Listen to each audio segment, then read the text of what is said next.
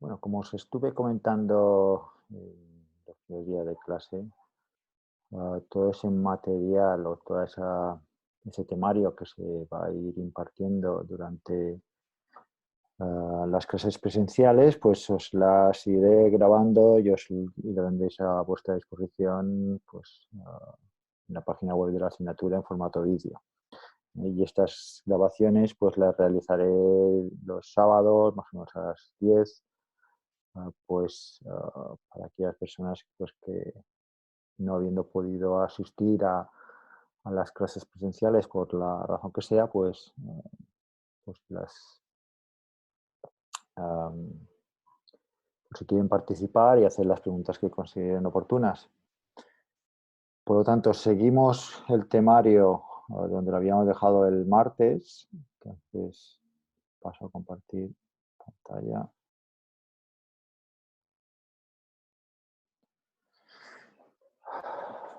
Una clase del martes donde nos habíamos quedado en aquella situación o, o aquella distinción entre distintos materiales en función de sus propiedades eléctricas, ¿no? Es decir, como sabéis, esta expresión me relaciona un estímulo con un efecto eléctrico. Yo aplico un determinado campo eléctrico a un material y se me va a generar una corriente. La pregunta es cómo se relacionan. Hay muchos materiales que en determinados regímenes hay una relación puramente lineal, o al menos en cierta región del campo eléctrico voy a tener una relación lineal, ¿no? Por tanto, ponemos aquí de, una constante de proporcionalidad, que es lo que se conoce como conductividad del material. La conductividad del material es una característica intrínseca de ese cristal, de ese material. Y dependiendo de su valor, pues podemos distinguir los componentes entre aislantes, cuando esto es prácticamente cero, o conductores, cuando esto es suficientemente apreciable como para que la J pueda ser medible y podamos hacer pues, electrónica, ¿no? Dispositivos electrónicos que no tengan una utilidad determinada.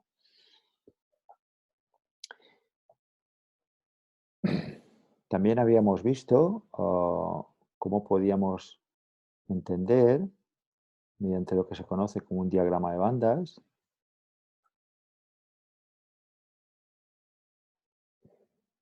cómo podíamos entender esa conductividad, esa distinción de materiales, en función de cómo están distribuidas o distribuidos los valores energéticos posibles dentro de mi cristal. Los valores energéticos posibles para poder colocar electrones. Y decíamos que podemos distinguir una zona de energías muy bajas, que le llamamos la zona de valencia o banda de valencia, y que está relacionado con estados ligados. Eso quiere decir que si yo coloco aquí un electrón en uno de estos estados, ese electrón estará físicamente en las proximidades de un determinado núcleo atómico.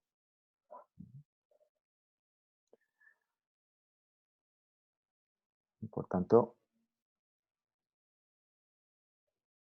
tendremos una serie de estados de valencia, estados ligados, y luego tendremos tantos electrones como estados ligados va a haber en ese cristal, por la sencilla razón de que el material va a ser neutro, ¿no? Por tanto, esta capa de valencia prácticamente o está llena o está prácticamente llena. 99,9 con muchos 9 de ocupación.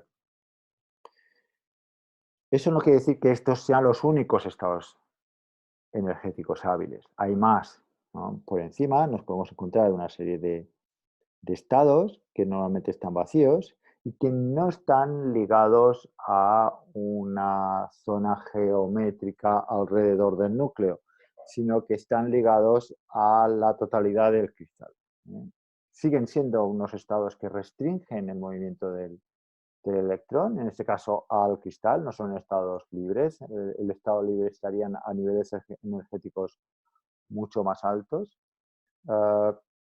pero son mucho menos restrictivos que esos niveles de valencia, esas bandas de valencia. A esa banda le llamaremos banda de conducción. Banda de conducción. Si siguiésemos hacia arriba, ¿no? Si siguiésemos hacia arriba, llegaríamos a lo que sería lo que llamamos E sub 0, que es el nivel energético a partir del cual el electrón ya ni tan siquiera está confinado geométricamente al cristal. Por tanto, esto es confinamiento en el cristal, confinamiento alrededor de un núcleo atómico. Cuanto más bajo, pues más próximo a ese núcleo atómico. Más restringimos la zona espacial en donde encontraremos ese electrón. Entre medias, entre esas bandas de conducción y de valencia, vamos a encontrar una zona de valores de energía sin niveles energéticos hábiles. Esto se llama la banda prohibida.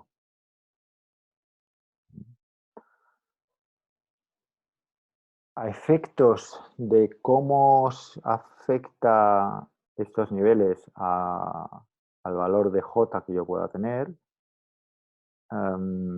mencionar que solamente esos niveles de valencia de banda de conducción van a estar relacionados con el movimiento ordenado de cargas que yo pueda tener ahí. Por tanto, lo que me va a interesar sobre todo es esta banda de conducción. Dependiendo de lo ancha que sea esta banda prohibida, podemos distinguir los materiales en materiales aislantes, conductores, ¿no? Si, por ejemplo, no hay banda prohibida, será un material muy buen conductor, porque siempre tendremos electrones en esa banda, en esas bandas de conducción. La razón es porque el material siempre va a estar a una determinada temperatura que haga que los electrones que tenemos aquí en el nivel energético vayan saltando, ¿no? Hacia niveles energéticos un poco más allá de lo que sería la minimización de energía. Por lo tanto, absorben esas vibraciones de la red cristalina, promocionan a valores de energía superiores y luego vuelven a esos mínimos. Por lo tanto, siempre vamos a tener algún tipo de población estable de electrones en mi banda de conducción en caso de que esta banda prohibida sea muy pequeñita, ¿no? Y tenga una temperatura apreciable tipo temperatura ambiente. Evidentemente, si me voy a temperaturas tipo cero absoluto, esas banda de valencia estará completamente llena, esa banda de conducción estará completamente vacía. Por el contrario, si este asalto es demasiado grande, nunca veremos o sea muy difícil ver una promoción de electrón a la banda de conducción y por lo tanto podemos decir que ese material es un aislante. Entre medias están los semiconductores en los cuales esto es del orden del electronvoltio. 1 o 2 electronvoltios o menos de 0,6, ¿no? Es decir, eso son los valores en los cuales el material tendrá unos valores de sigma bastante dispersos, así como en el metal o en el aislante esa sigma estará muy bien definida. En el semiconductor esa sigma dependerá mucho de la situación que tengamos en mi cristal, ya sea la temperatura, ya sea el campo eléctrico al que está sometido o la iluminación. Eso podrá afectar de forma apreciable a esa conductividad del material.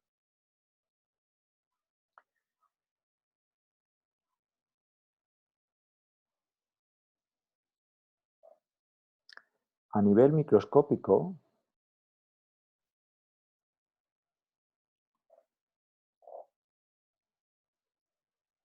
y suponiendo que tenemos un material de esas características, un material semiconductor, los materiales semiconductores son aquellos cuya capa electrónica más externa pues ni está muy llena o está relativamente lejos de completar capa y también está relativamente lejos de, uh, de tener pocos electrones en esa última capa energética, ¿no? Es decir, cuando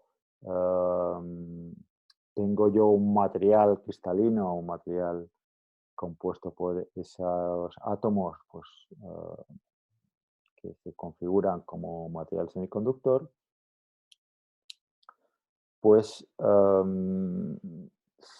se unirán con un enlace que no es precisamente iónico, que sería a lo mejor aquel relacionado con esos átomos que o están a punto de completar capa energética o tienen muy pocos electrones en esa última capa energética, sino que lo hacen con un enlace covalente en el cual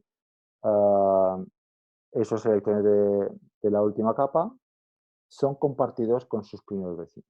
En el caso del silicio, se configura en una estructura de diamante en la cual sus primeros vecinos de cada átomo de silicio serán otros silicios en un número igual a 4. Los justos como para que compartiendo, ¿no? compartiendo esos 4 electrones con un electrón de cada uno de estos 4 silicios, pues completen capa, ¿no? Tengan esos 8 electrones externos. Esa será la configuración energética más estable. Por tanto, aquí tendremos un enlace covalente que evidentemente es menos fuerte que un enlace iónico, ¿no? Implica un intercambio de electrones. Aquí esos dos electrones no, por decirlo de alguna forma, no han acabado de ser compartidos entre los núcleos atómicos, están ahí ya entre medias, ¿no? Y por lo tanto se encuentran relativamente cerca de esos estados de conducción que comentamos antes. Por lo tanto, si yo tengo aquí una agitación térmica, es estos silicios, esos núcleos de silicio pues tienen una determinada vibración por la temperatura a la que estén, pues es relativamente fácil que los electrones del enlace salten a, a esa zona interatómica, una de esas bandas posibles de conducción, y se genere, pues eso, un electrón móvil. Un electrón que si no hay ningún tipo de campo eléctrico externo, pues estará ya libre en el material, irá rebotando, fluctuando por ahí de forma aleatoria, no tendrá una dirección fija, pero si le ponemos un campo eléctrico determinado, podremos orientar su movimiento y tener esa J, ¿no?, que comentábamos, ese movimiento ordenado de carga. Puesto que partimos de una situación de neutralidad de carga, y ese electrón que ocupaba un determinado enlace, ¿no?, que era un enlace covalente simple, ha dejado atrás una situación de equidad de carga, pues se crea allí, en esa zona, un desbalance de carga, ¿no?, porque ahora falta ese electrón. De hecho, como se ha ido espacialmente ese electrón, se ha ido lo suficientemente lejos como para no neutralizar esa carga, pues de repente se nota, ¿no?, se aprecia aquí una zona electropositiva debido a que si sumamos el número de electrones y el número de protones no me cuadra. Hay más protones que electrones, una cantidad igual a 1. Por tanto, aquí hay más Q, en el mismo sentido que aquí tengo un menos Q, donde Q es la carga eléctrica del electrón, pues que está libre, pues aquí yo tengo una zona electropositiva. ¿Qué pasará con esta zona electropositiva? Pues ahí tendré una oquedad, ¿no?, vacía, donde podría haber un enlace covalente, solo tengo ahí un electrón cuando pueden haber dos, y hay hay una oquedad, hay un mínimo de energía ahí, sin estar ocupado.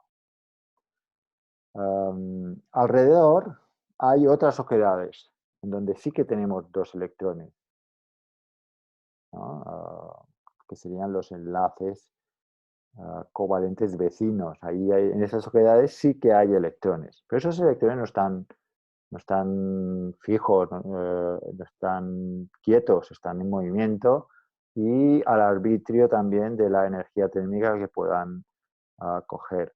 Si bien es cierto que para promocionar a la banda de conducción se necesita un golpe, ¿no?,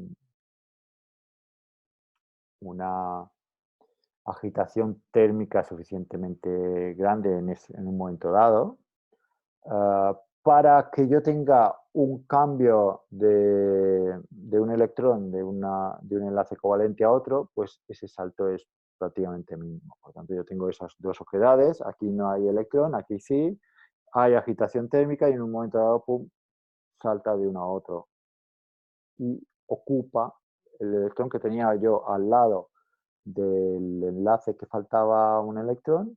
Aquí no falta ninguno, pero aquí uno de los electrones, pum, salta de una oquedad a la otra y el efecto es que ese enlace roto se ha desplazado al enlace contiguo.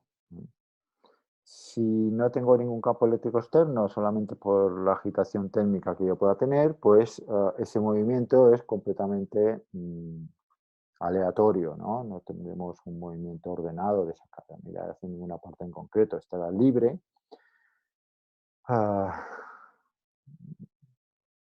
Y al arbitrio es una agitación térmica. Si por el contrario activamos un campo eléctrico externo, pues estaremos preponderando el movimiento de lo que vamos a llamar un hueco, lo que vamos a decir, esa falta o esa zona electropositiva de ese enlace covalente en el cual me falta un electrón, pues vamos a tener un movimiento ordenado en la dirección del campo eléctrico, ¿no? Porque estaremos facilitando los cambios, ¿no?, los saltos de oquedad a oquedad, de enlace a enlace, que están en línea con ese campo eléctrico, ¿no? Y el efecto será que yo tendré una carga eléctrica positiva que se estará moviendo en el sentido del campo eléctrico. Tanto en esta situación como en esta, veremos una corriente eléctrica, pues en este caso para este dibujo, que se estaría moviendo hacia la izquierda en el sentido del campo eléctrico que se ha puesto.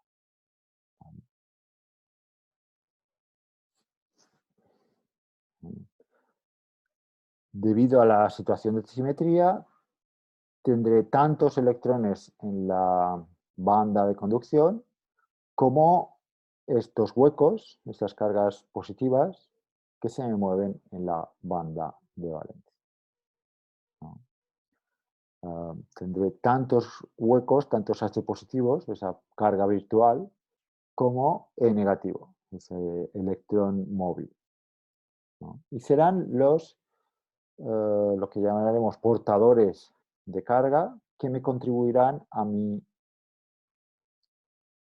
corriente. Todos los otros electrones que yo tengo aquí en bandas de valencia no me contribuyen a corriente, porque en caso de que le ponga un campo eléctrico, esos electrones, digamos, no se van a mover, van a notar ese campo eléctrico, pero no será suficientemente grande como para desplazarlos de esa vecindad con el núcleo atómico. Por tanto, y si denominamos, vamos a empezar con las definiciones n minúscula, lo definiremos como el número de electrones libres que yo tengo en mi semiconductor por centímetro cúbico.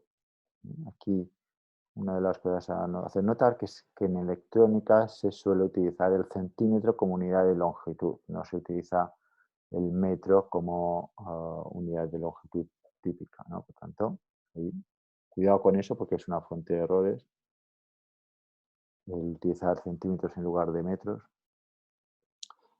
P minúscula lo definiremos como el número de huecos, ¿no? Aquí es la carga virtual, H más, por unidad de volumen. Y esas dos densidades en un semiconductor puro, en donde cada electrón libre ha generado un hueco, pues N es igual a P. Para esta situación, además, se le va a definir como una situación concreta, que es que el cristal estará en un estado intrínseco.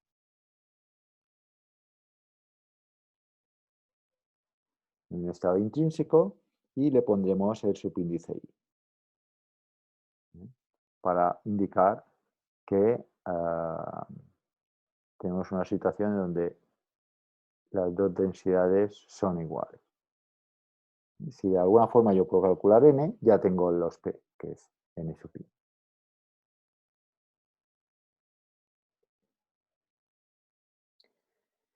Y eso se ve, vamos a ver, hay una diferencia, habrá una diferencia, yo podré observar una diferencia entre los n y los p en ese movimiento que comentábamos, ¿no? Es decir, para que nos hagamos una idea, si yo mido la corriente en función del campo eléctrico, de lo fuerte que estoy poniendo el campo eléctrico, mejor dicho, más que la corriente, vamos a poner la velocidad, ¿no? Valor absoluto, ¿no? Porque uno se mueve en una dirección y otro en otra. Eso será la velocidad del portador, ya sea P o ya sea N. En el caso del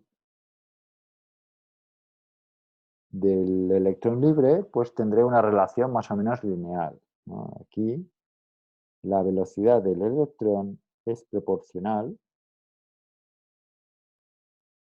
este caso a menos E, ¿no? Es decir, va en sentido contrario, la velocidad del electrón es igual a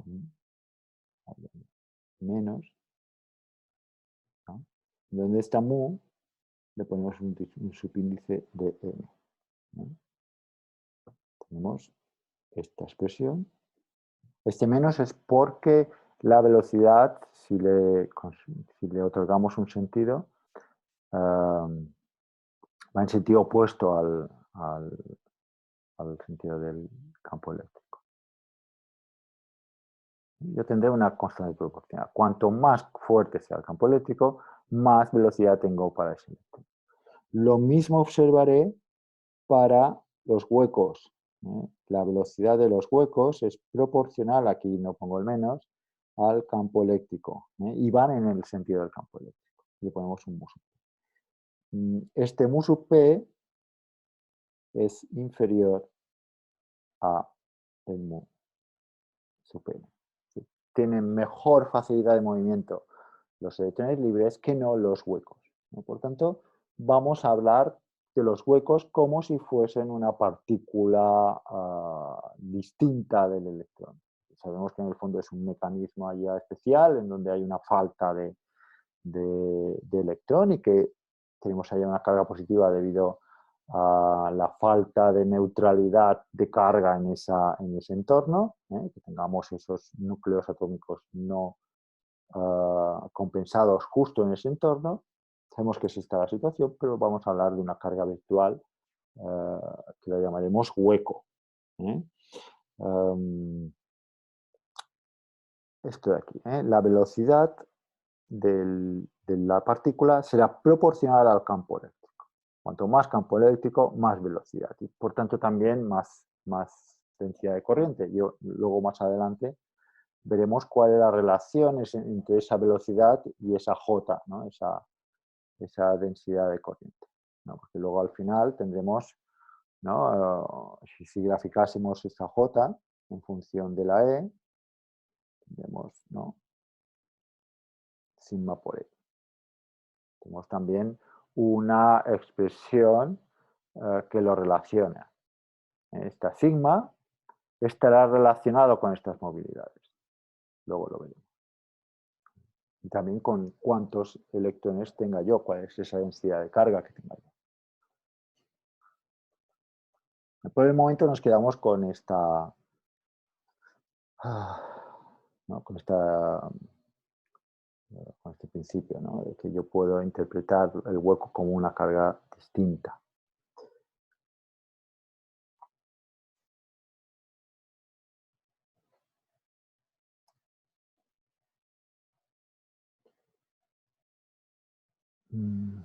Había mencionado esa n minúscula o esa n sub pi,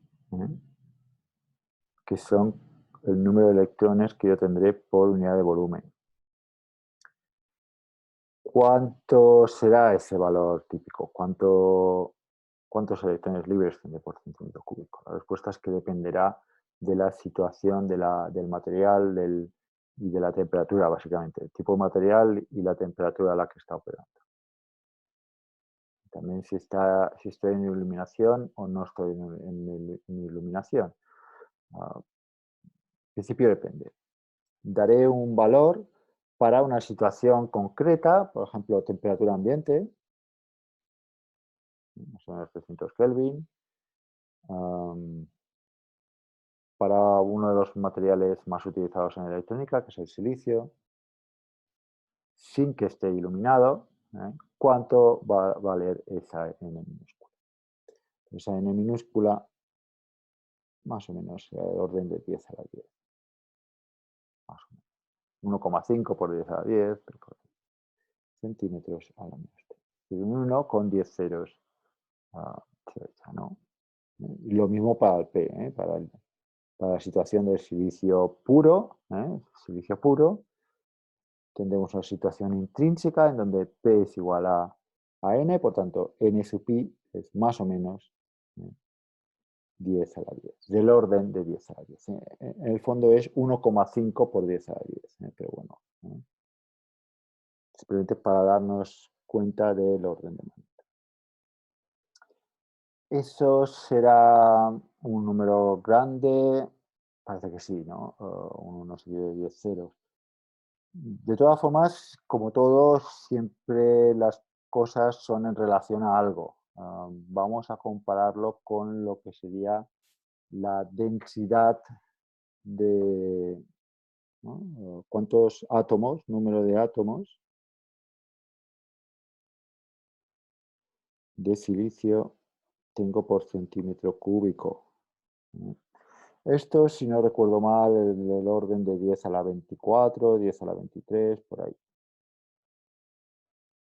Por tanto, tenemos entre 13 y 14 órdenes de magnitud de diferencia entre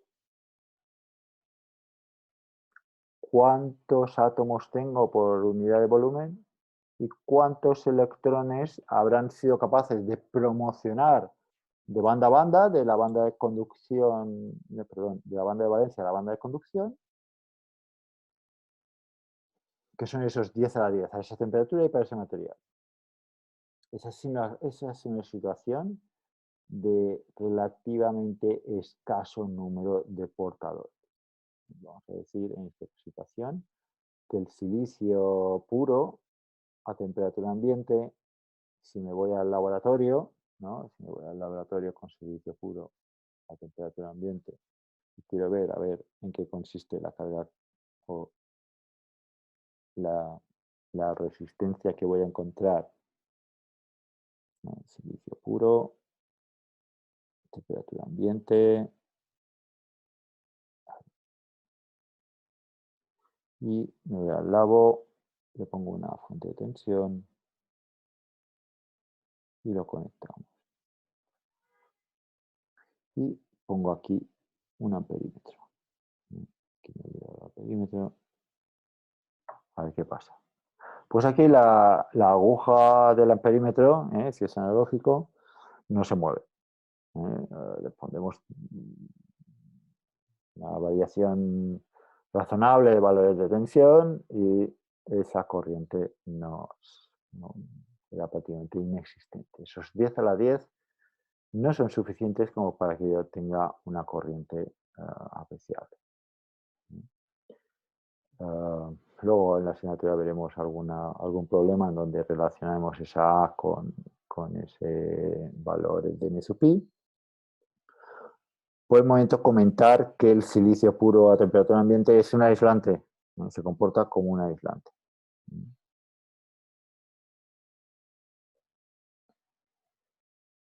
¿Cuáles son las situaciones en las cuales yo puedo cambiar esa situación? Donde esos 10 a la 10, esos 10 ceros que yo tengo, que en principio me parecían muchos, pues se incrementen un poquito para que yo realmente pueda ver algo en mi laboratorio. ¿Qué tiene que pasar? Bueno, pues en electrónica se hace lo siguiente.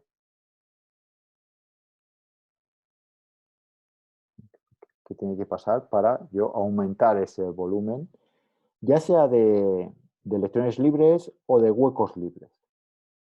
O más bien dicho, huecos a secas. Los huecos serán ausencia de esos electrones en la banda de valencia, en las capas más de energía mayor de la banda de valencia. Los electrones se agolpan en los mínimos de la banda de conducción. Recordad, aquí en la banda prohibida no puedo tener partículas, no puedo tener electrones. Entonces la pregunta es, ¿cómo puedo yo aumentar ya sea la población de electrones en esa banda de conducción o la población de huecos que yo tengo aquí en la banda de valencia, en el máximo de la banda de valencia? Para que yo vaya al laboratorio y de repente el silicio deje de ser un aislante y sea un conductor. Pues en electrónica lo que se suele hacer es dopar el material, como que cuando yo lo estoy creando, lo estoy, ¿no? Estoy creando ese silicio, por ejemplo, pues le pongo de forma ad hoc, es decir, estoy interesado en ponerles unas impurezas de unos átomos concretos. Normalmente suelen ser átomos o pentavalentes, o del grupo pentavalente o del grupo trivalente, ¿no? Por ejemplo, el fósforo, ¿no? El fósforo es un material del grupo quinto, ¿no? Con 5 electrones en la capa más externa, y que en la situación en la cual yo tenga esa presencia a la hora de crear el cristal, pues, bueno, primero de todo, la estructura del cristal seguirá siendo definida por la naturaleza del silicio, esa estructura de diamante, con esos primeros vecinos igual a 4, ¿no? Que es esa configuración energéticamente más óptima para mi estructura y dada esa estructura electrónica del silicio.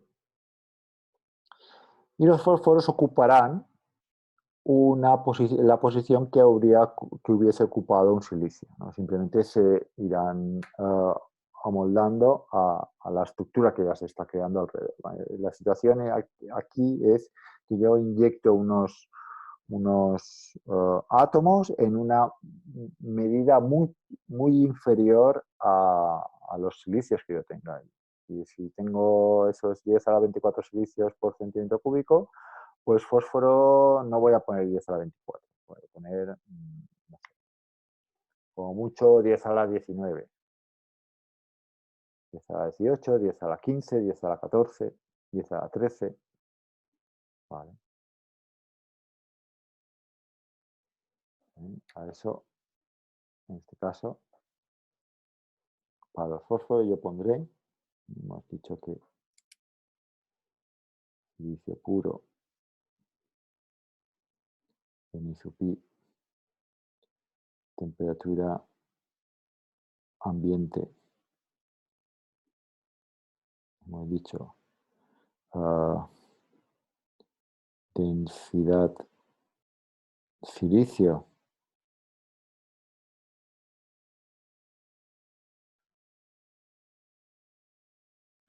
Es de este orden. Pues yo voy a poner lo que se llama un dopaje, con una densidad de ¿cuántos fósforos? Pues no sé, 10 a la 13, 10 a la 19, como mucho. O, depende, siempre y cuando siga teniendo ese silicio con esa estructura de diamante, bla, bla, bla. No he variado mucho el silicio, supongo, si hago un dopaje de ese estilo. Sigue siendo el mismo material, con esos silicios muy mayoritarios, ¿no? Decenas de miles de veces en mayor número que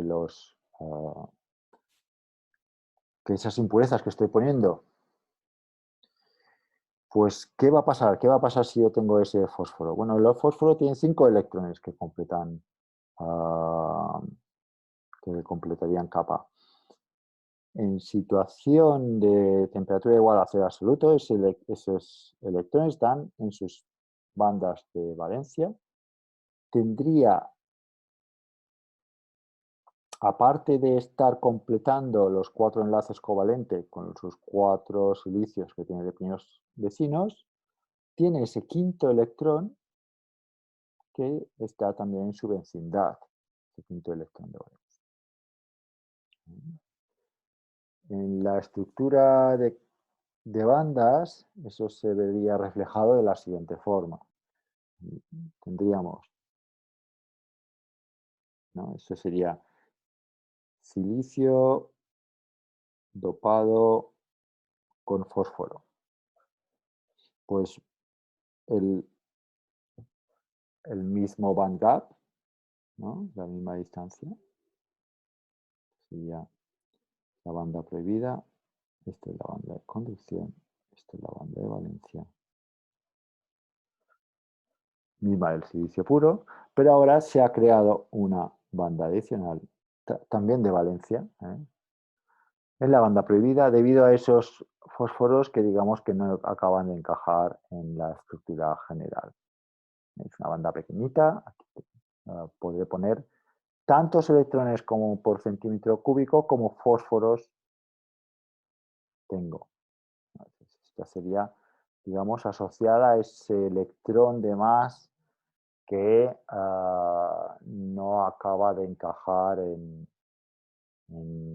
la estructura tetravalente de los silicios, que no tiene un enlace covalente en el cual quedar, no queda ahí en el cual quedar. Entonces, está en un mínimo, pero muy inestable, con una energía mayor que los electrones de esos enlaces covalentes, sin estar en la banda de conducción, que serían estados más inestables todavía, ¿no? Con una energía mayor. Si yo me voy al cero absoluto, pues yo tendré esos electrones ahí. Aparte, todo esto estará lleno, que serían los electrones de valencia de capas más internas, tanto de los silicios como de los fósforos, y luego ese electrón de más lo tenemos ahí en esa, no vamos a decirle banda, sino en un nivel extra, y a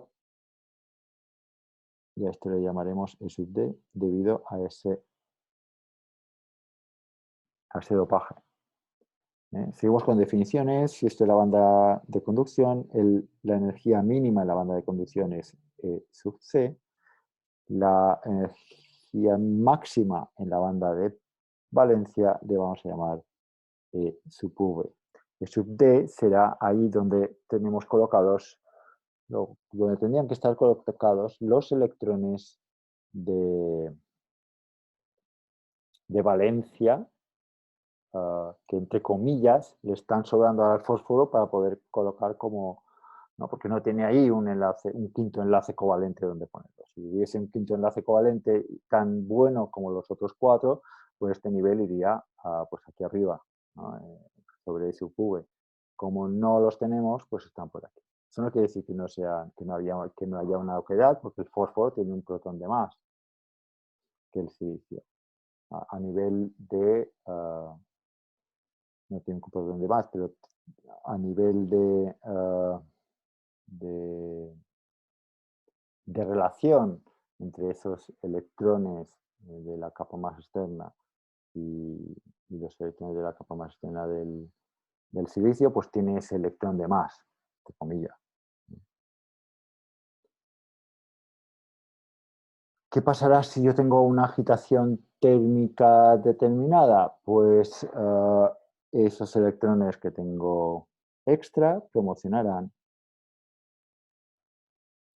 muy fácil, mucho más fácilmente que los electrones que tienen que promocionar de banda a banda, esos que crean hueco.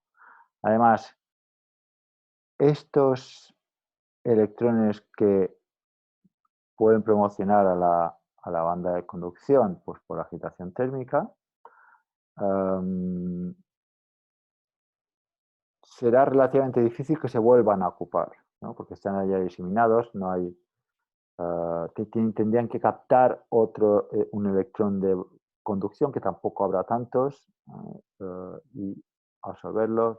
Normalmente en temperatura ambiente ese nivel va a estar ionizado, ¿no? Y habrán cedido esos electrones a la banda de conducción debido a esa agitación térmica.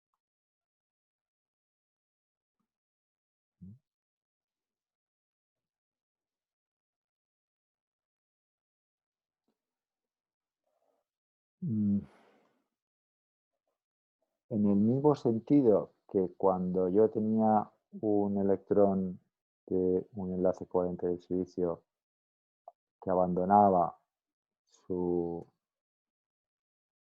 su enlace covalente para pasar a la banda de conducción, pues me generaba dos cosas, una zona electronegativa aquí, pero también una zona electropositiva en el silicio, en el mismo sentido que teníamos eso. Ahora pasa también lo mismo, es decir, generamos una zona electropositiva porque ese fósforo deja de estar neutralizado por todos los electrones que tiene a su alrededor. Le falta uno. Por lo tanto, tenemos aquí una zona electropositiva. A diferencia de la zona electropositiva del enlace roto, que abarca dos núcleos atómicos y que por estar centrado un poco en un enlace que falta ahí entre medias, aquí esto está centrado en el núcleo del fósforo y no va a moverse dado un campo eléctrico razonable, medio bajo que le pongamos ahí. Dado este campo eléctrico, esa zona electropositiva seguirá ahí, pues puesto que las fuerzas interatómicas con las cuales está fijo ese núcleo son bastante más fuertes que no las fuerzas con las cuales tenemos ahí, ¿no? Es decir,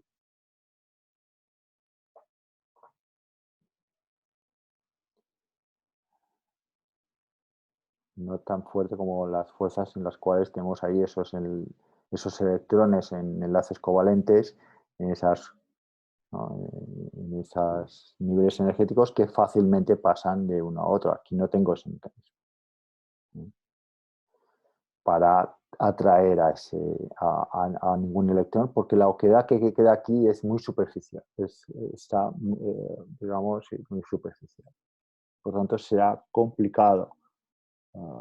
Y si en un momento dado se rellena esa oquedad, pues fácilmente vuelve otra vez a perder ese electrón. Por lo tanto, aquí tengo lo que se llama una zona electropositiva fija, una carga fija. No tendremos, por tanto, ese hueco. Hemos generado un electrón, pero no hemos generado un hueco. Hemos generado una zona electropositiva fija. Y por lo tanto, habrá un desbalance entre los n y los p. N minúscula será mayor que p minúscula. Habrá más electrones que huecos porque esos fósforos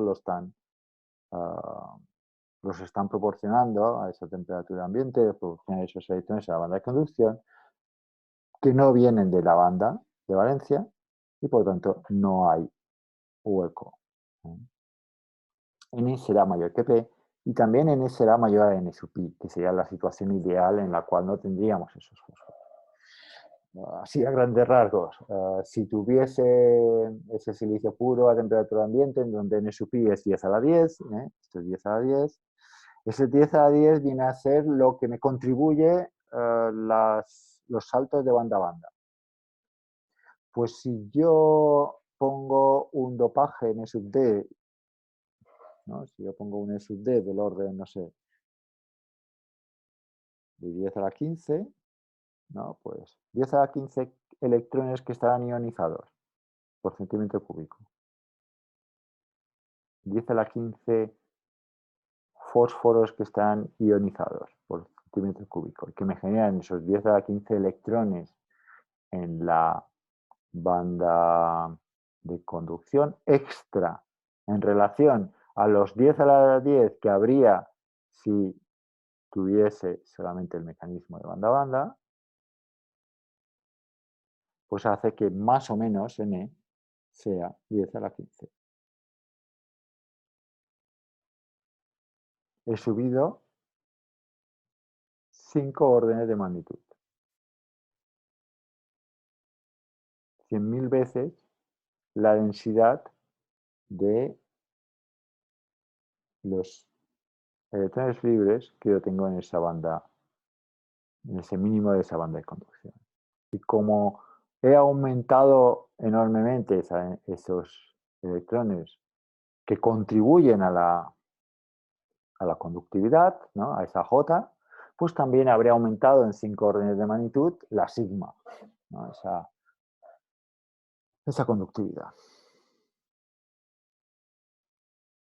¿Okay?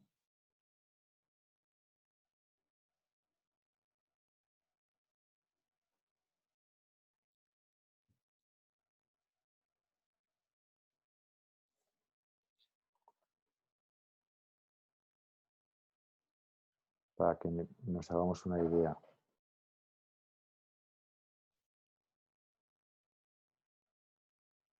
Si yo tengo aquí un conjunto de cargas que se están desplazando,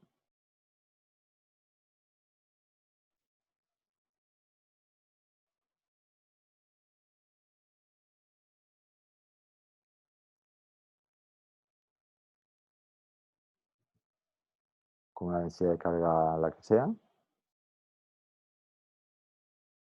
y tenemos una velocidad v con la cual se están desplazando. Eso también lo podemos poner en función de la posición, ¿no? En función de la posición tendremos una velocidad y una densidad de carga. Pues la J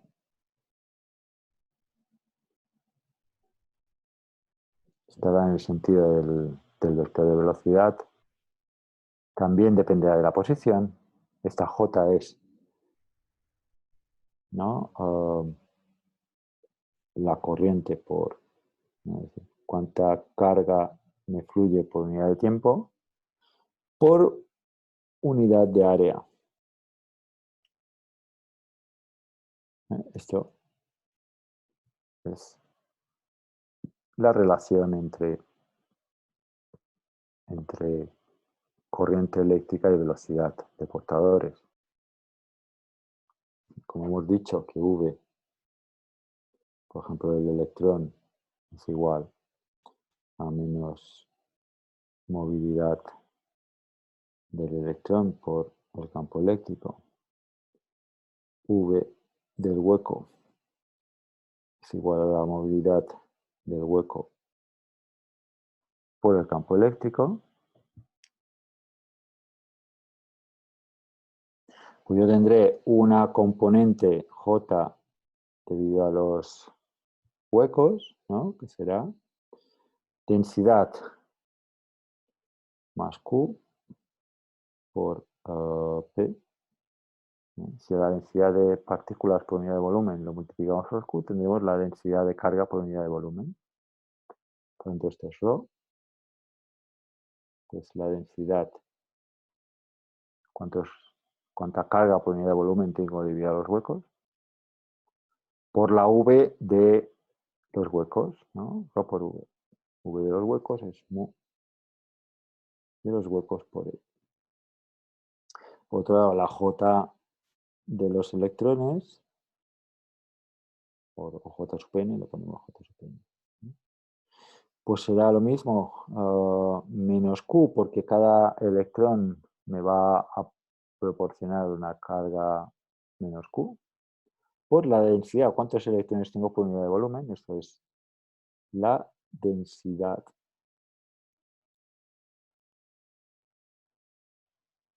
de carga asociada a los electrones libres que tenemos y que me contribuyen a la corriente eléctrica. Yo tengo la ρ por V. Rho de los electrones por V de los electrones. V de los electrones es menos la movilidad por el campo. Menos la movilidad de los electrones por el campo eléctrico. Por lo tanto, aquí yo tengo igual a Qn mu de los electrones campo eléctrico. Ahora sumamos, la J será J de los P más J de los N igual, pues, Qn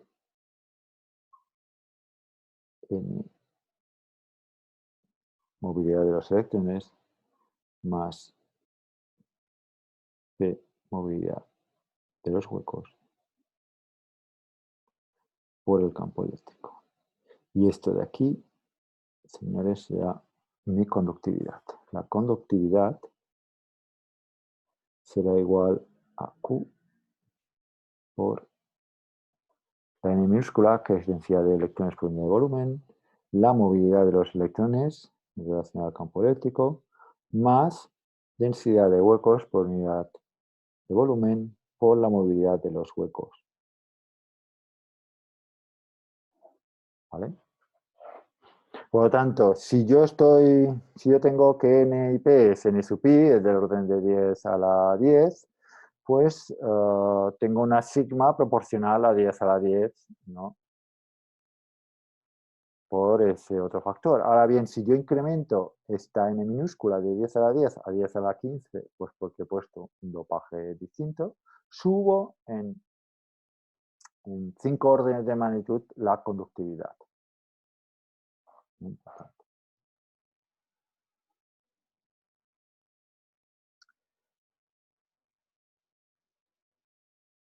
Esto también lo explicaré el lunes, bueno, el martes que viene, el lunes es fiesta. Puesto que en la clase presencial, las dos clases presenciales, no expliqué esta relación entre sigma y m minúscula y p minúscula, ¿no? Pero lo veremos en la próxima clase también.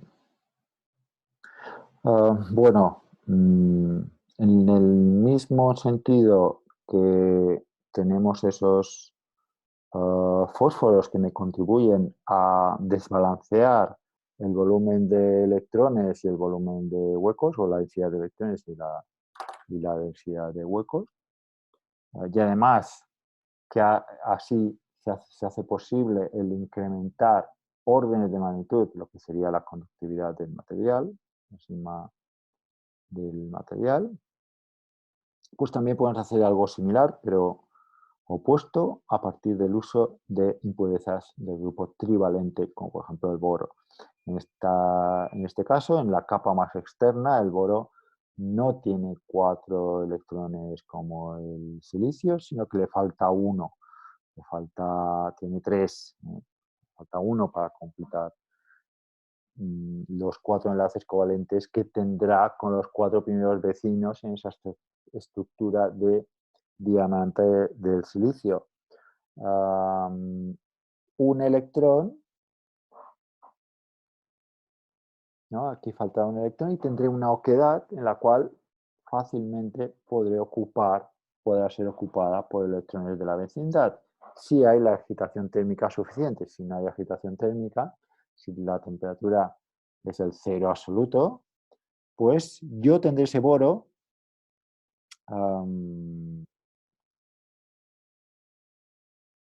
completamente neutralizado en carga, sin completar ese enlace, pero habrá una neutralidad de carga.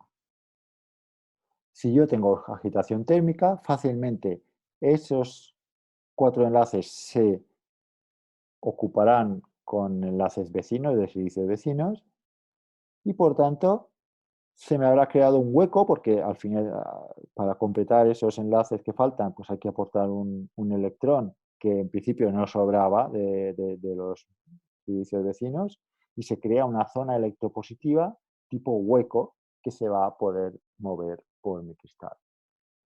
Hemos creado un hueco.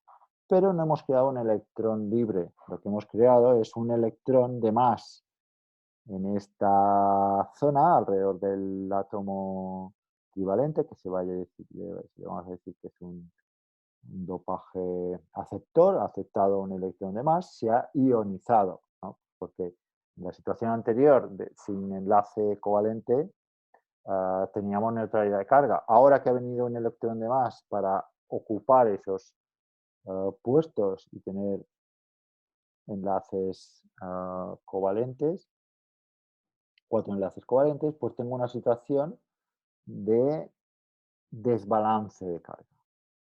Desbalance de carga, es decir, el electrón que falta aquí por el hueco que se está desplazando, se ha quedado aquí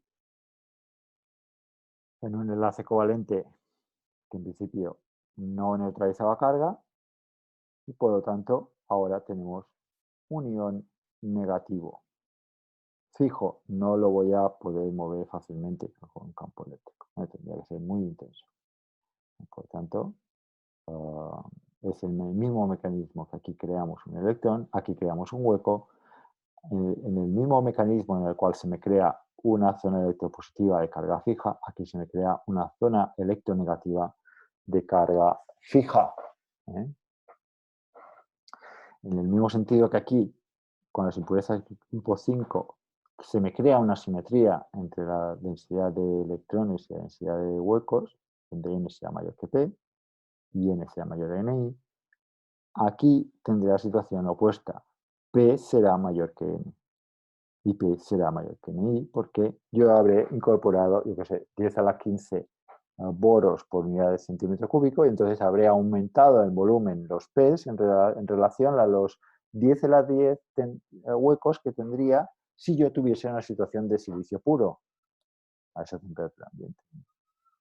Si me cambio de temperatura, cambiará esa cantidad, pero simplemente como referencia. Tanto.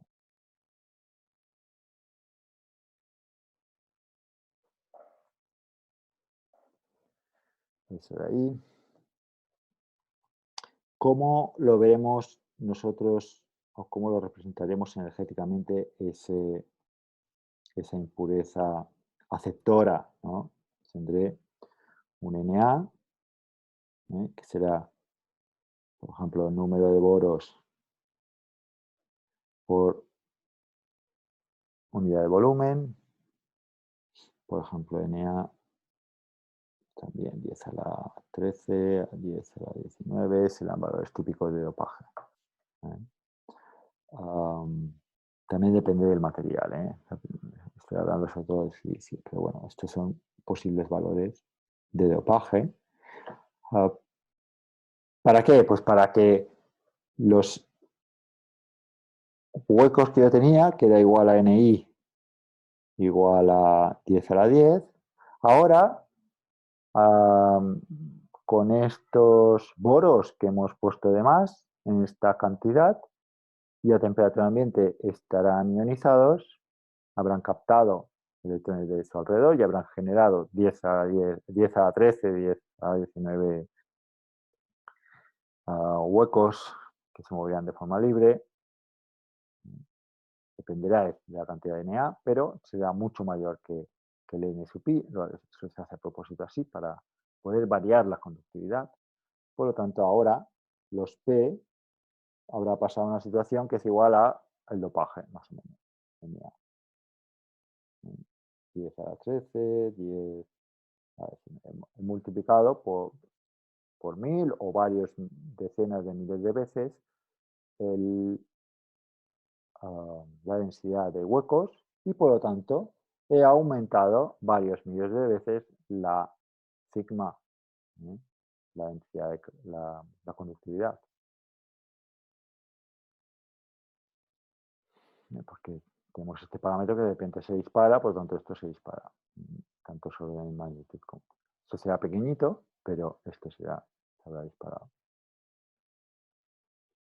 ¿Cómo se ve esto a nivel energético? Pues si esto es sub C, hemos dicho, esto es E sub V, pues habrá un nivel en la banda prohibida que le llamaremos sub A de aceptor. Entonces, muy fácilmente, en principio está vacío, si me voy a temperatura igual a cero absoluto, este nivel energético estará vacío, pero si hay agitación térmica suficiente, esos enlaces covalentes por construir se construyen y luego, pues digamos, se quedan ahí. Yo tendré esto ionizado a temperatura ambiente. Y habré aumentado mucho mi sigma, mi conductividad.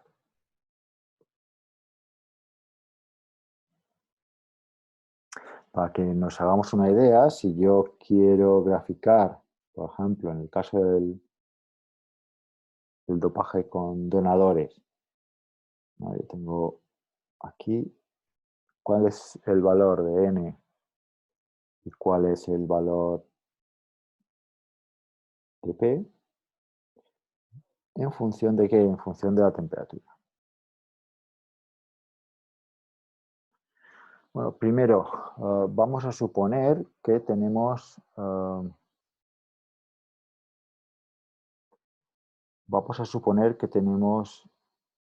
una situación de material puro, ¿eh? No tenemos ningún dopaje. Pues tendríamos unos valores de N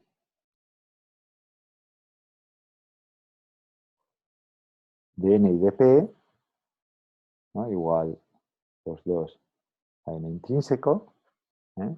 Que dependerá de la temperatura. N sub pi en el fondo depende de la temperatura. Ya sabemos que si es silicio y estoy más o menos a 300 Kelvin, pues esto valdrá del orden de 10 a la 10.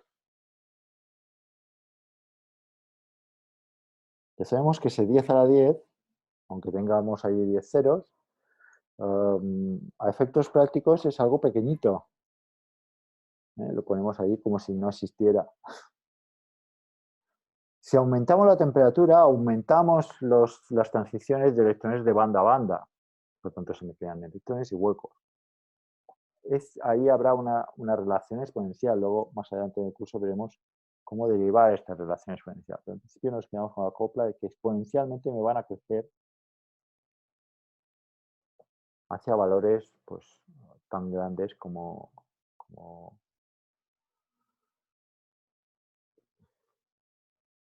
poco como queramos aumentar esa temperatura.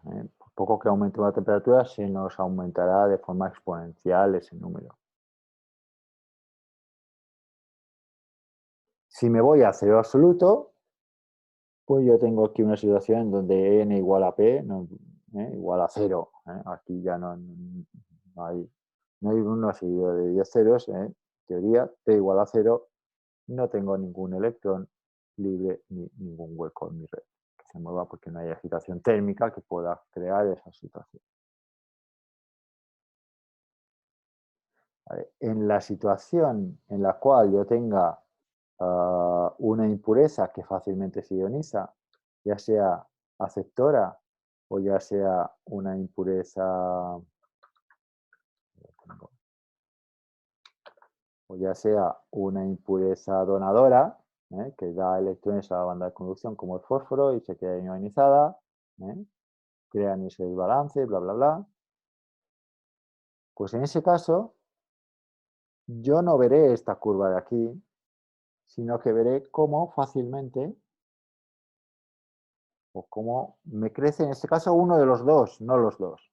Aquí, si bien en esta curva tenemos n igual a p, en esta curva de aquí solamente serán, por ejemplo, los n. Y los p vendrán por aquí. Vamos a suponer la situación de un dopaje donador. ¿Hasta qué valor? Pues n sub d. ¿Cuánto vale nd? Depende de lo que haya querido poner. Yo que sé, 10 a la 15. Tenemos ese nd. Si seguimos aumentando la temperatura, pues eso saturará a n sub d. Ya no podré crear más electrones libres más allá del dopaje que he creado y se me queda saturado. ¿Cuántos tengo aquí a temperatura ambiente? 10 a la 10. ¿Cuánto tengo aquí a temperatura ambiente? Pues n sub d más o menos. Que ya es 10, entre 10 a la 13 y 10 a la 19 en caso de silicio, que son los valores, los márgenes de valores en los cuales voy a poder tener esas impurezas. Si seguimos incrementando la temperatura, pues llegará un momento en el cual pues, los electrones de banda a banda se irán sumando a los electrones que ya había debido a las impurezas ionizadas, ¿no? Hasta que sean mayoritarios los electrones de banda a banda. Aquí tenemos una situación en donde P y N es mucho mayor que N sub D, ¿no? Porque hemos subido la temperatura mucho.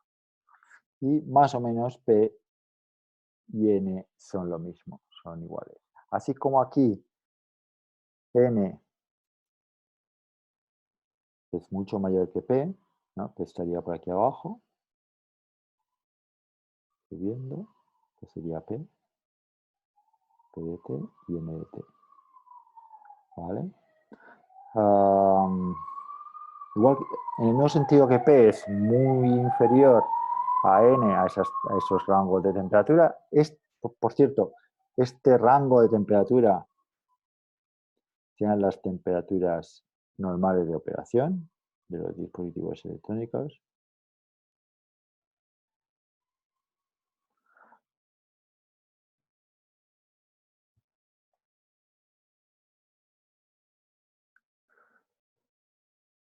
En el cual ese material dopado se comporta de forma extrínseca. Es un material extrínseco porque tenemos ese desbalance extrínseco.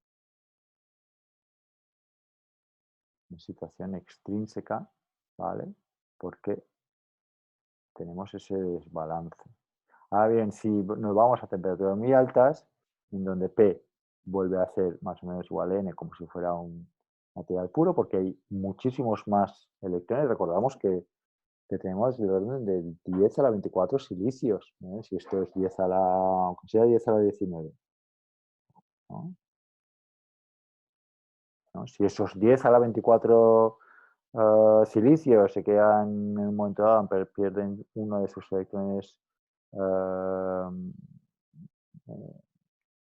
están creando esos enlaces covalentes, pierden uno, pues ya tengo de orden de 10 a la 24, o sea, ya son 5 órdenes de magnitud por encima.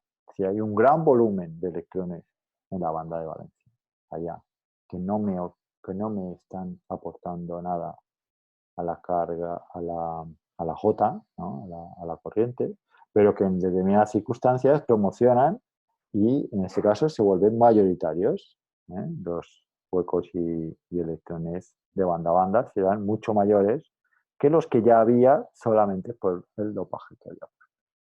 Esta sería una situación también intrínseca. A temperatura ambiente todos los semiconductores son intrínsecos.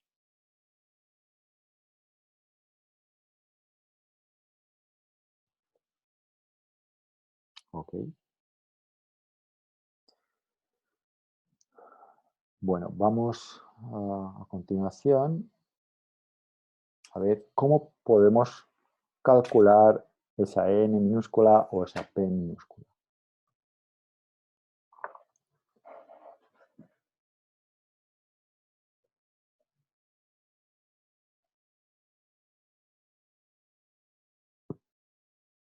Cálculo de NIP.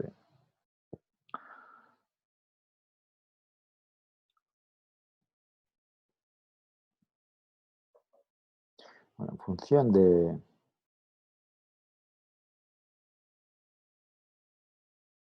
la energía, podemos graficar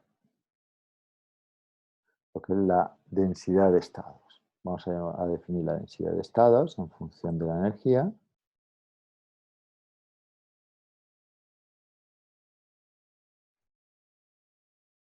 Número de estados energéticos hábiles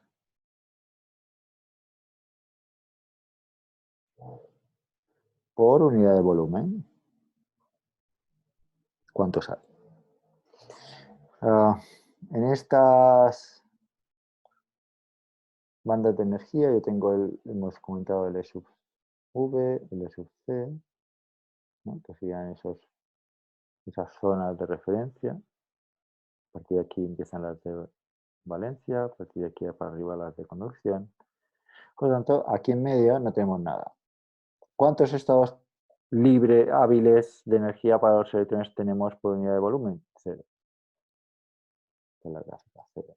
¿No? Si este punto es el cero, ¿no? El cero para este eje, pues cero. A partir de aquí, no voy a entrar en la expresión, esto está en las transparencias que veremos más adelante, pues empiezan a haber estados. De cada vez, cuanto más lejos me vaya de su C, más estados. Más o menos es una ecuación cuadrática. No es necesariamente simétrica, ¿eh? Entre esto y esto. Aquí tenemos una cosa tal como esto.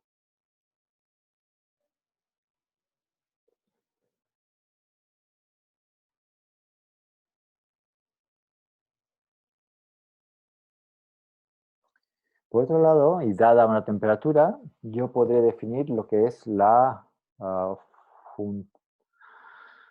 probabilidad de ocupación de un estado, que llamaré FD. ¿Cuál es la probabilidad de que uno de estos estados esté ocupado? Dado, evidentemente, un número de electrones que yo tengo. ¿Cuántos? Pues tantos como el estado de valencia hay, porque el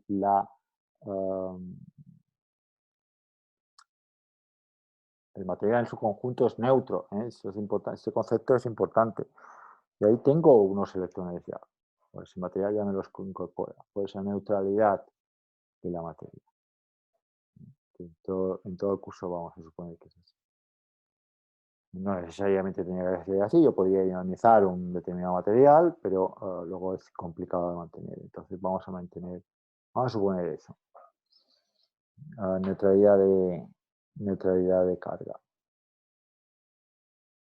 Por lo tanto, estos estados van a ser muy probables de estar ocupados, pero desde aquí para arriba menos, puesto que no hay electrones suficientes para todos. Aquí se acaba. Si me voy al cero absoluto, si no hay agitación térmica, yo voy a poder decir que aquí, de aquí tengo una probabilidad 1 de ocupación, esto es de aquí una probabilidad 0 de ocupación. Entre medios, pues tendré una especie de escalón. Voy aquí en medio.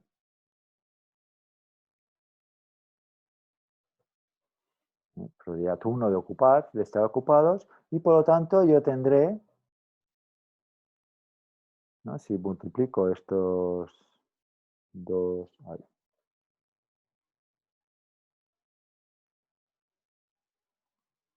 si los multiplico este por este, pues este por este es 0, este por este es directamente este, ¿no? Entonces yo tendré todos los electrones a partir del E sub V, todos ocupados. Y aquí nada, 0. Todos están aquí, completando sus enlaces, ¿no? Esta es la situación de cero absoluto. Ahora bien, ¿qué pasa si yo voy a una situación donde pues tengo una determinada temperatura?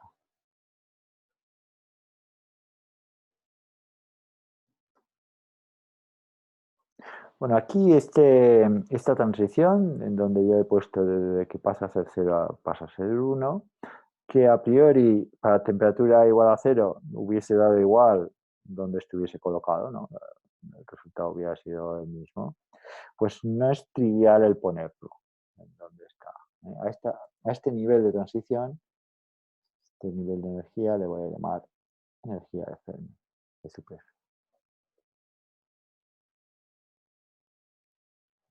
El caso es que a temperaturas, cuando yo activo la temperatura, esta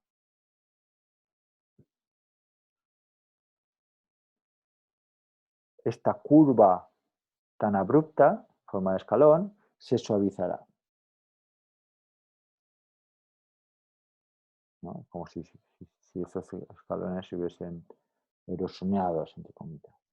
Justo en el subf pondremos una probabilidad igual a 1/2. Esta será la función sigmoidal, será la función de la distribución de probabilidad de Fermi, que veis en otras asignaturas cómo se derivan, que no lo vamos a hacer. Por lo tanto, justo en el subf yo tengo una situación, de que esta es función sigmoidal, pues aquí tengo el 0,5. Aquí esto se traducirá en el hecho de que los electrones de valencia, que son más energéticos, sí que tendrán una cierta probabilidad de no estar, no tendré un 100% de probabilidad de poder estar ocupados. Y luego los electrones de la banda de conducción no tendrán un 0% de probabilidad de estar ocupados, sino que algo habrá. Si multiplicamos los dos, vosotros seguro que podéis hacer un dibujo más bonito. Esto es GDE, esto es FD y esto es GD por FD. Y esto es igual, pues, a la ocupación, ¿no? ¿Cuántos electrones tengo por unidad de volumen para esos rangos energéticos? Pues yo tendré L sub V, L sub C. Aquí, pues más o menos tendré una cosa así, pues está por debajo, sobre todo cuanto más energético, pues no 100%. Y aquí, pues es pequeñito, pero algo hay. Estos son electrones de valencia. No me interesa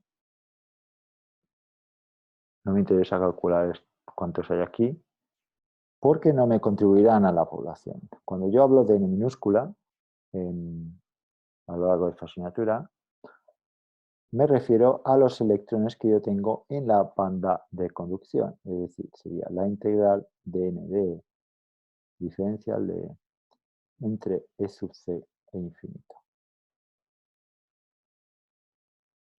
Esta será la forma de calcular el volumen de electrones. Cuanto más baje la temperatura, más probabilidad de ocupación en la banda de equivalencia, menos probabilidad de ocupación en la banda de conducción y bajaremos en minúscula si bajo la temperatura. Si subo la temperatura, más probabilidad de ocupación habrá en la banda de conducción y menos probabilidad de ocupación en las partes más energéticas de la banda de valencia, ¿no? Que serían esos enlaces covalentes. ¿ok?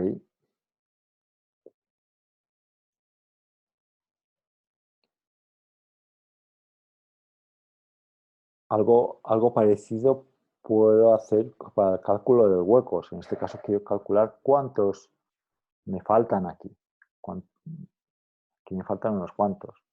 Tengo enlaces rotos. ¿Cuáles? ¿Cuántos? Eso sea P minúscula. En este caso,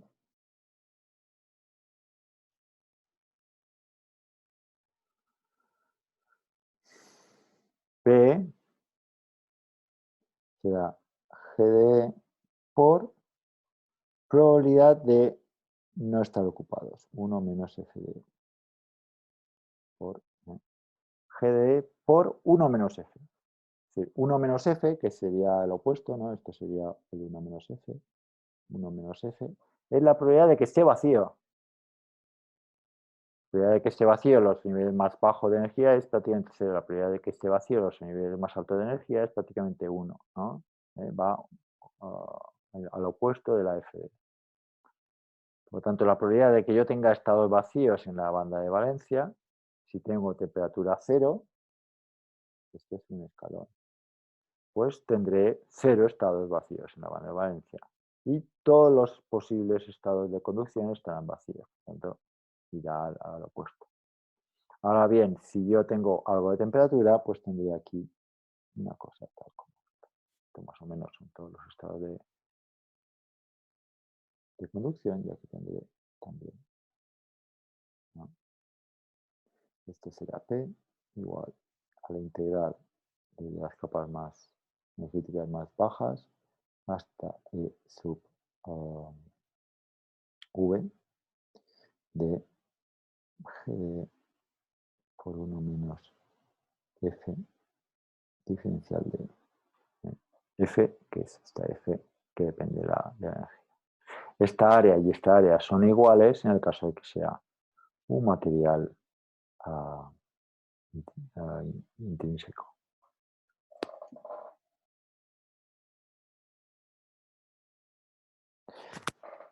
Como tienen que ser iguales, fijaros que yo tengo que colocar este punto, esta E sub F, justo donde tengo el cambio de tendencia, ¿no? De ser menos probable a ser más probable, ¿no? Si me voy para abajo tengo más probabilidad de ocupación, y si me voy más arriba de su PF tengo menos probabilidad de ocupación, ¿no? Pues colocar este punto, si bien a temperatura cero da igual, hubiese dado igual donde lo hubiese puesto, porque hubiese podido describir lo que realmente pasa, que es que todos los estados de valencia estarían ocupados, pues aquí, para que yo tenga un balance, que esta área y esta área sean la misma, ¿eh? Y puesto que más o menos tengo una simetría en la distribución, no 100% simetría, pero más o menos tengo una simetría, pues esta E sub F me conviene ponerla justo en medio del band gap, que sería, ¿no?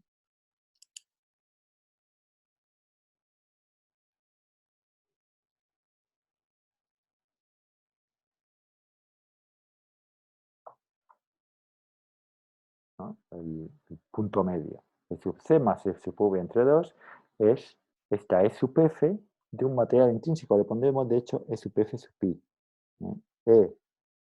La energía de Fermi de un material intrínseco es igual a E sub C, más o menos, E sub C más E sub V entre 2.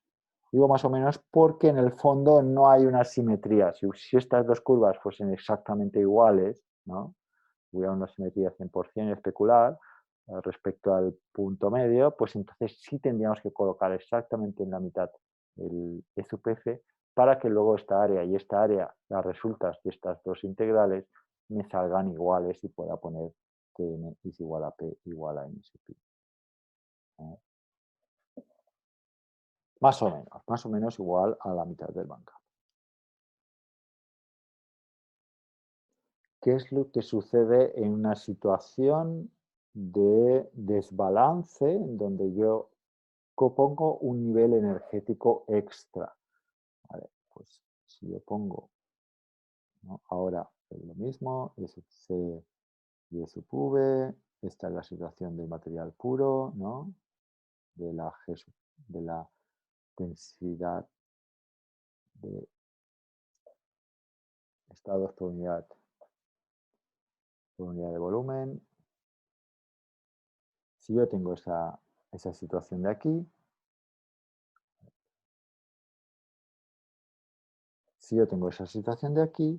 pues se me habrá creado, por ejemplo, si son dopajes del grupo pentavalente, ya tengo aquí un nivel extra con electrones de subdonadores.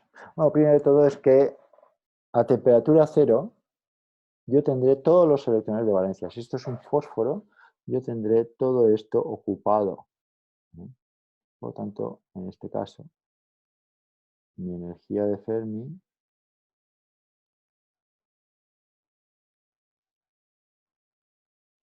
para FDE caerá en algún punto entre E sub C y E sub D. Vamos a poner aquí en medio. Esto es la energía de Fermi. Ya tendremos, si está en T absoluto, este perfil de probabilidad de ocupación. Porque todos los electrones que tengan, que repito, debido a la naturaleza de carga, tengo los suficientes como para ocupar este sub D, que son los que aportan ese fósforo con esos electrones. Fijaos que hemos desplazado la energía de Fermi, antes estaba en la mitad del gamma band gap, ahora está entre sub C y sub D. Activo una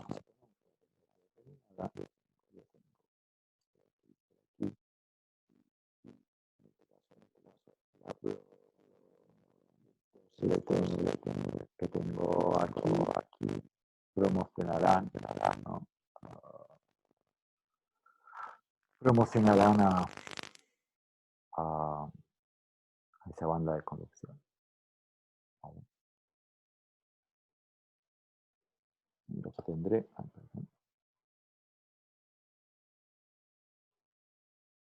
tendré, es una situación en donde ahora tengo muchos electrones, N,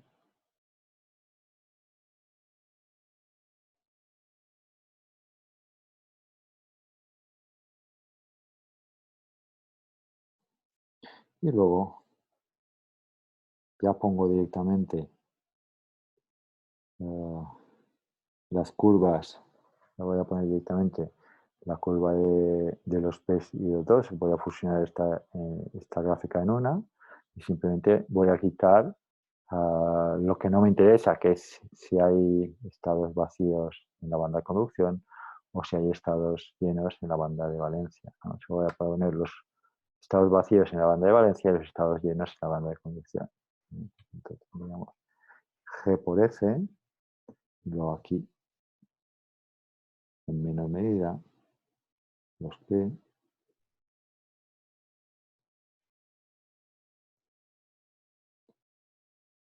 GD por 1 menos FD. Diferencial T. Habrá una asimetría, mi nivel de Fermi estará más cercano a la banda de conducción que no a la banda de valencia.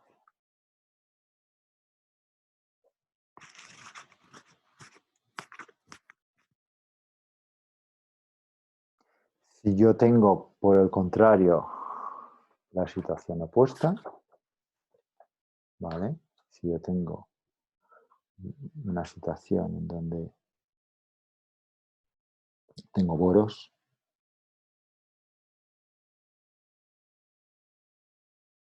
o por ejemplo, si en el caso del silicio, tengo aceptores,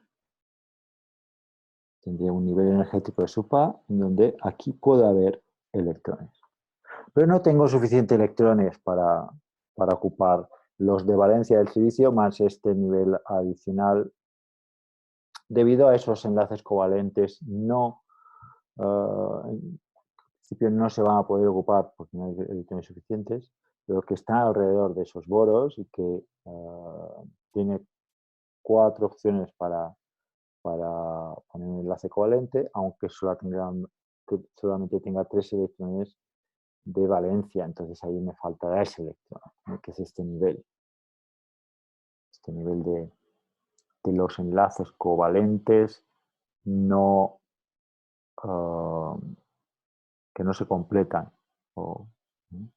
Están por encima de su PV porque la existencia del boro, que tiene una estructura nuclear distinta a la del silicio, que le hace ser electronegativo en caso de aceptar esos electrones. Por tanto, no los tengo aquí. Sus enlaces covalentes tienen un mínima energía, pero están un poco para arriba debido a que no son silicios, sino que son boros, en caso de que fuesen boros. Por tanto, mi energía de Fermi la tengo aquí en medio. O por aquí, en algún lugar.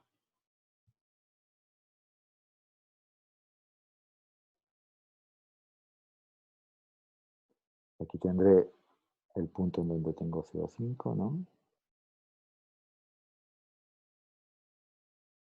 Dependiendo de la temperatura, tengo esa transición más abrupta o no. Si estoy a temperatura 0, pues probabilidad 1 de estar ocupados toda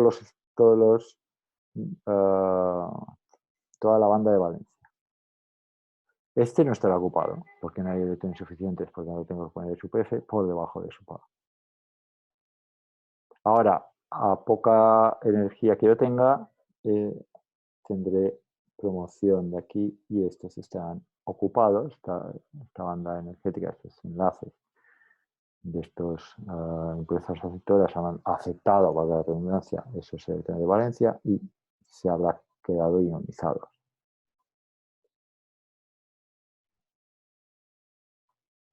Este es el, ¿no? SC, SPV.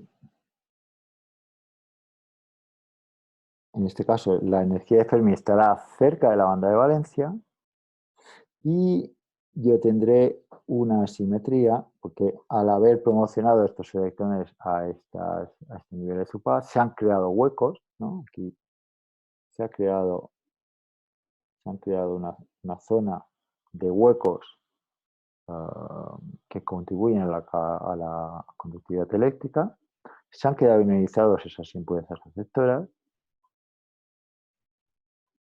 y por lo tanto yo tengo aquí un volumen de huecos, esto lo calculo como P, ya sabéis, integral entre infinito, y se cubre, bla, bla, bla, de por 1 menos f de diferencial de. Entonces, que fijaos, la energía de Fermi ha quedado lejos del E sub C, más lejos que si esto fuese un semiconductor intrínseco. Por lo tanto, aquí tengo menos de los que cabría esperar si esto fuese un intrínseco. Entonces, n igual a integral entre sub C es al infinito de GD por FD diferencial de. En este caso, n es inferior o bastante inferior que n sub i, que es bastante inferior que P. ¿Por qué n es más pequeñito que n sub i? Pues porque la energía de Fermi está más lejos de sub c que en la situación ideal de un semiconductor intrínseco, que tendríamos esa, ¿no? Un semiconductor intrínseco, tenemos la E sub f justo en medio. Por lo tanto, ¿no? Lo tenemos justo en medio y por lo tanto tenemos un valor x de n, un valor x de p, n igual a p, pero si yo alejo esta sub f con todo lo que representa la función, la desplace hacia valores energéticos más próximos a E sub v, pues aumentaré los huecos, pero habré disminuido los n en relación a ese n sub i. En relación a n sub i. ya no tendréis equidad. Lo mismo aquí, en la situación en donde he puesto los fósforos. He desplazado la energía de Fermi a niveles energéticos muy próximos a, a la banda de conducción, a I sub C. Por lo tanto, tengo aquí un valor de n minúscula mucho mayor que el n sub pi, pero a la vez este n sub pi es mucho mayor que los p. ¿Por qué? Pues porque su f se ha alejado de su v y por tanto la probabilidad de estar vacíos, que sería esta diferencia, ¿no? Esto es 1 menos f, la probabilidad de estar vacío de cada vez es más pequeñita y por lo tanto bajará en relación a lo que yo tendría si la E sub f estuviese justo en medio. Como me he ido más para arriba, pues esta P es más pequeñita que mi sub i. Esa es la razón por la cual tenemos aquí, ¿no?, esta relación de orden entre n sub i, n y p para un semiconductor dopado de determinada forma. O sea, con impurezas tipo pentavalentes como con impurezas tipo tetravalentes. Bueno, y poco más que añadir, ¿eh? Nos dejo aquí, nos veríamos en clase el martes, de forma virtual también. Gracias.